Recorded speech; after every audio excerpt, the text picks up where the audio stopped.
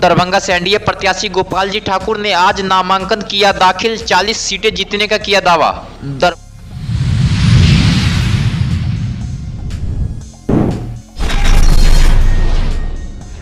नामांकन दाखिल करने से पहले बीजेपी उम्मीदवार गोपाल जी ठाकुर ने मंदिरों में की पूजा अर्चना, बुलडोजर से फूल बरसाकर किया गया स्वागत।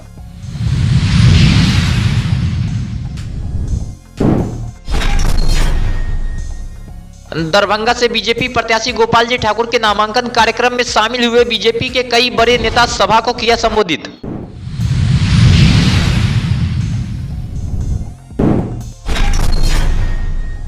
दरभंगा में रामनवमी त्योहार पर बना रिकॉर्ड, लाखों की संख्या में सड़क पर उतरा जनसैलाब।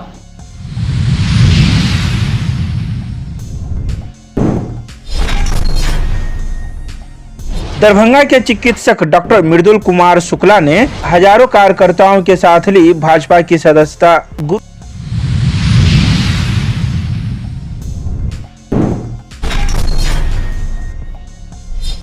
दरभंगा इंजीनियरिंग कॉलेज में जापानी भाषा कोर्स की हुई शुरुआत। छात्राओं को मिलेगा जापानी भाषा और उसकी संस्कृति को सीखने का अनुभव।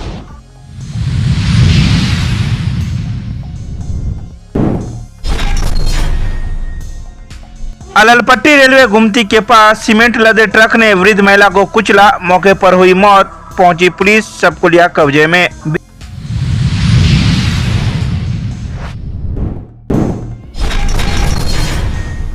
दरभंगा से आज एनडीए प्रत्याशी गोपाल जी ठाकुर ने आज नामांकन पर्चा दाखिल किया। वहीं 14 दरभंगा संसदीय क्षेत्र से नामांकन पत्र निर्वाची पदाधिकारी राजीव रोशन के समक्ष दाखिल किया गया। उनके साथ बिहार सरकार के मंत्री मदन सहनी, मंत्री हरि सहनी, नगर विधायक संजय सरावगी मौजूद थे। सभी ने दरभंगा समेत बिहार की 40 सीटें जीतने का दावा किया। वहीं एनडीए प्रत्याशी गोपाल जी ठाकुर ने देश में नरेंद्र मोदी और बिहार में नीतीश कुमार द्वारा किए गए काम भी गिनवाए। आज एनडीए प्रत्याशी के रूप में नामांकन भरने आए थे दरभंगा समाहरणालय में। माननीय मंत्री श्री मदन सहनी जी, माननीय मंत्री श्री हरि सहनी जी, माननीय विधायक श्री संजय सरावगी जी के साथ नामांकन भरे हैं और निश्चित रूप से देश के यशस्वी प्रधानमंत्री श्री नरेंद्र भाई मोदी जी के द्वारा जो यहाँ पर विकास की कार्य किया गया है, उससे लोगों में, आम नागरिकों में इतना उत्साह है जो लाखों की तादाद में आप मेडिकल मैदान से समाहरणालय तक देख रहे हैं। तो लोग उमड़ करके आशीर्वाद देने मुझे यहाँ पहुँचे हैं। सबको हम बधाई और शुभकामना देंगे इस आशीर्वाद के लिए। कितने सेट में सांसद और प्रत्याशी आदरणीय गोपाल जी ठाकुर जी ने नामांकन किया है। मोदी की गारंटी पर पूरे देश, दुनिया और दरभंगा को विश्वास है और 75-25 की लड़ाई है। 75 एनडीए और 25 में कितना घटेगा अगले 15 दिन में, ये हम लोग को देखना है। इधर 75, उधर 25 और 25 में भी जो है 10-15% घटने ही वाला है। तो आप समझ लीजिए कहीं कोई टक्कर में नहीं है और एक तरफा दरभंगा क्या पूरे बिहार के 40 सीट पर एनडीए का उम्मीदवार जीतने वाले हैं। और दरभंगा में माननीय सांसद गोपाल जी ठाकुर जी 2019 में जितने वोट से जीते थे उससे 1.5 वोट से जो है गोपाल जी ठाकुर जीतेंगे। यह मोदी की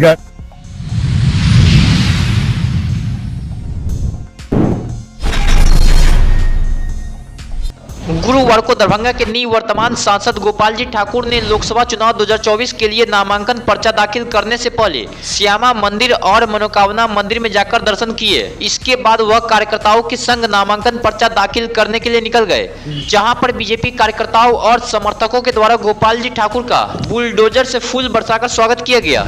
गठबंधन की तरफ से भारतीय जनता पार्टी के उम्मीदवार के रूप में नामांकन करने जा रहे हैं और यहाँ के जो मनोकामना मंदिर है महावीर जी का, वो बचपन से हम लोग आते हैं और वहाँ पर जो लोग मनोकामना लेकर के आए और उस पर लिख दिए उंगली से भी वह मनोकामना मन से यदि कोई मांगा तो महावीर जी उसको पूरा किए हैं, आज तक करते रहे।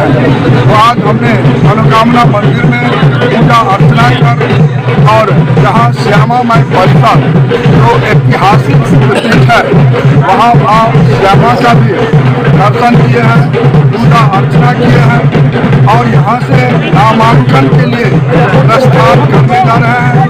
और यहीं कर्पूरी चौक मेडिकल मैदान में नामांकन के लिए सभा, आशीर्वाद सभा भी आयोजित है और उसमें 12 बजे से वह कार्यक्रम भी प्रारंभ होने वाला है। और यहाँ से जिलाधिकारी के यहाँ नामांकन भर के हम भी वहाँ पहुँचने वाले हैं और सारे प्रदेश केंद्र के अनेक नेता वहाँ पर आएंगे एनडीए गठबंधन के और लोगों को संबोधन करेंगे।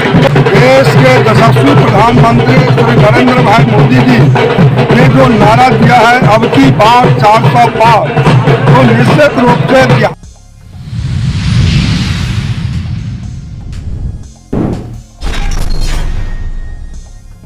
आज दरभंगा से लोकसभा चुनाव 2024 के लिए सांसद गोपाल जी ठाकुर ने नामांकन पर्चा दाखिल किया। वहीं गोपाल जी ठाकुर के नामांकन कार्यक्रम को लेकर कर्पूरी मैदान में आशीर्वाद सभा का आयोजन किया गया था, जिसको लेकर बिहार के उप मुख्यमंत्री सम्राट चौधरी विजय सिन्हा और केंद्रीय गृह मंत्री नित्यानंद राय के साथ मंत्री हरीश सहनी, मदन सहनी के साथ बीजेपी के कई बड़े नेता दरभंगा पहुंचे, जहां उन्होंने कर्पूरी मैदान में मंच को साझा किया। बिहार सरकार के मंत्री हमारे भाई हरीश सहनी जी, माननीय विधायक राणा रणधीर सिंह जी, संजय सराफी जी, सांसद धर्मशिला गुप्ता जी, माननीय विधान परिषद के सदस्य सुनील चौधरी जी, रामचंद्र प्रसाद जी, मुरारी मोहन झा जी, स्वर्णा सिंह जी, माननीय विधायक लोकप्रिय विधायक विनय चौधरी जी, इस मंच पर उपस्थित पूर्व विधान परिषद के सदस्य दिलीप चौधरी जी, अर्जुन सहनी जी और आज भाजपा की सदस्यता ग्रहण कर रहे हैं डॉक्टर शुक्ला जी और इस मंच पर उपस्थित हमारे सभी भारतीय जनता पार्टी के नेतागण, जनता दल यूनाइटेड के नेतागण, हिंदुस्तानी आवाम मोर्चा के नेतागण, सभी लोजपा के नेतागण, सभी राष्ट्रीय लोक मोर्चा के नेतागण। आज साथियों आपसे आग्रह करने आए, संक्षेप में ही करेंगे, 5 बजे तक की हमारा परमिशन है और हम लोगों को पटना भी जाना है। आज देश के यशस्वी प्रधानमंत्री जी ने 2014 में आपके आशीर्वाद से इस देश का प्रधानमंत्री बने और 2019 में भी आपने मैंडेट देकर इस भारत को श्रेष्ठ बनाने के लिए, बिहार को श्रेष्ठ बनाने के लिए आपने अपना मतदान देने का काम किया साथ और जो संकल्प लिया इस भारत का, भारत को श्रेष्ठ बनाने के लिए आपने देखा, एक एक चीजों की स्थापना किया।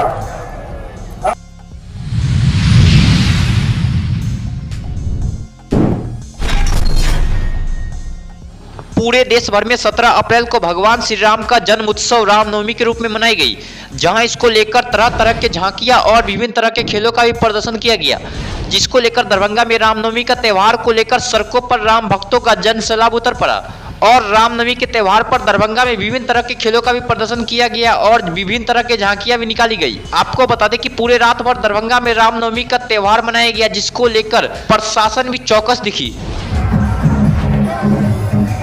पूरे विश्व में और दरभंगा में ऐसा कोई घर नहीं था जहां रामलला का झंडा नहीं फहरा रहा था और मर्यादा पुरुषोत्तम भगवान श्री राम मर्यादा पुरुषोत्तम तभी हुए जब मैया सीता उनकी अर्धांगिनी हुई। ऐसा 500 साल के बाद 22 जनवरी का वो दिन आया है, सब लोग मुट्ठी बांध के हाथ उठा के जोर से नारा लगाइए, जय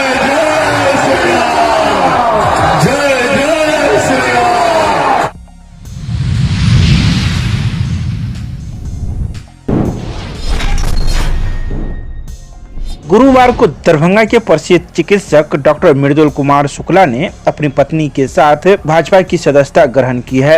बता दें कि हजारों कार्यकर्ताओं के साथ उन्होंने यह सदस्यता ग्रहण की है।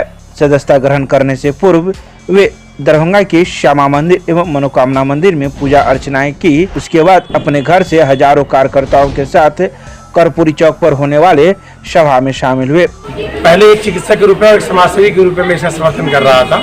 आज मैं थोड़ा खुल के एक आप यूँ कह सकते हैं कि थोड़ा सा एडिशनल पार्टी आ गया कि हाँ, राजनीतिक पर्सन्स के रूप में मैं आज भारतीय जनता पार्टी की सदस्यता लूँगा और उसके आधार पे विजिबल होकर मैं इस पार्टी के लिए काम करूँगा। पहले इनविजिबल रूप में था तो पार्टी की जो स्ट्रेंथ है उस पर बहुत ज़्यादा अंतर नहीं आने वाला है, लेकिन निश्चित रूप से उस पार्ट को समायोजित करने का काम मैं करूँगा कि यह तितर बितर करने की जो प्रक्रियाएं अभी हमारे देश में चल रही है कि इनको तोड़ो इनको जोड़ो, तो निश्चित रूप से अगर हमारा बल ये होगा तो मैं भी अगर इस पार्ट्स में अपने आप को समाहित किया हो तो निश्चित रूप से एक बल देकर टूटने से पहले रोकूंगा। पहला काम। दूसरा काम कि नए आदमी का जो इंक्लिनेशन मेरे तरफ है निश्चित रूप से उस आदमी को तो मैं जोड़ ही दूंगा इस पार्टी में और हमारी पार्टी के लिए काम करेंगे। और पार्टी के काम करने के कारण होगा यूं कि हमारा यहाँ का लोकल जो हमारे माननीय गोपाल जी ठाकुर जी जो सांसद के लिए उम्मीदवार हैं उनकी हाथ को मजबूत करते हुए हम उनको जिता के संसद में भेजेंगे, जहां वो मोदी जी के हाथों को मजबूत करेंगे और हमारे विकासशील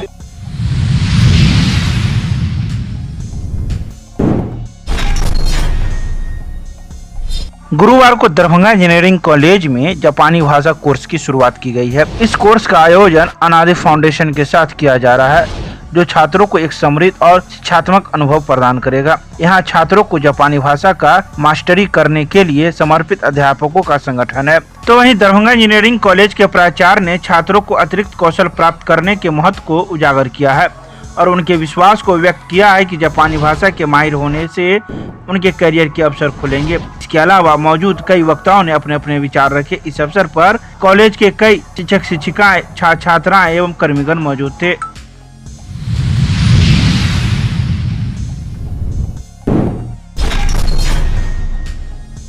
बेता थाना क्षेत्र के अंतर्गत अललपट्टी रेलवे गुमती के निकट सीमेंट लदे ट्रक ने एक बुजुर्ग महिला को कुचल दिया। हादसे में अललपट्टी निवासी स्वर्गीय राम प्रसाद की पत्नी समुखिया देवी जो 70 वर्ष की थी, उसकी मौत घटनास्थल पर ही हो गई। यह घटना गुरुवार की है, जहां स्थानीय लोग आक्रोशित हो गए और चालक की जमकर धुनाई कर दी। सूचना पर पहुंची बेता थाना पुलिस ने ट्रक को अपने कब्जे में ले लिया और सबको पोस्टमार्टम के लिए डीएमसीएच भेज दिया।